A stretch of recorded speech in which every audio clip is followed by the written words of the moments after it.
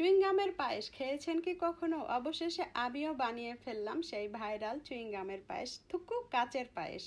তো দেখে নি এর পেছনে আসল রহস্য কি। আর রহস্য জানতে হলে অবশ্যই শেষ পর্যন্ত সাথে থাকতে হবে। আসসালামু আলাইকুম। 100 গ্রাম পরিমাণ সাবুদানা নিয়ে পানি দিয়ে ধুয়ে নিয়েছি আর 15 মিনিট মতো রেস্টে রেখে দিয়েছিলাম। এখন এগুলো হাত দিয়ে ভালোভাবে চটকিয়ে নিচ্ছি।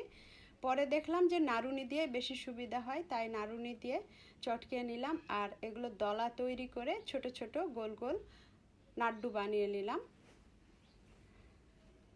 এদিকে কড়াইয়ে 1/2 লিটার পরিমাণ দুধ ফুটতে দিয়েছি আর এর সাথে 2টা এলাচ দিয়ে দিলাম। এখন ফুটে গেলে নাড়ুগুলো একে একে দিয়ে দিচ্ছি।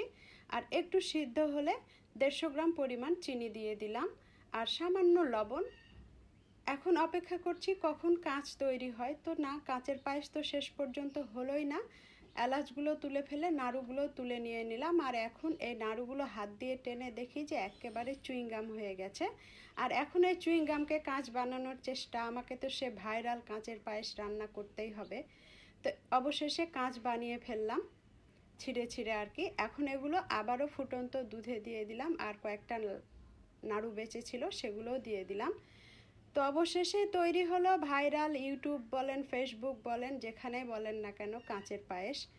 আর এর টেস্ট যদি বলি তো ভিতরে কোনো মিষ্টি ঢুকেনি আর একেবারে চুইংগামের মতো। আর ফ্রিজে রাখার পর তো দেখি যে আরও একদম শক্ত হয়ে গিয়েছে, এটা খাওয়াই যায়নি।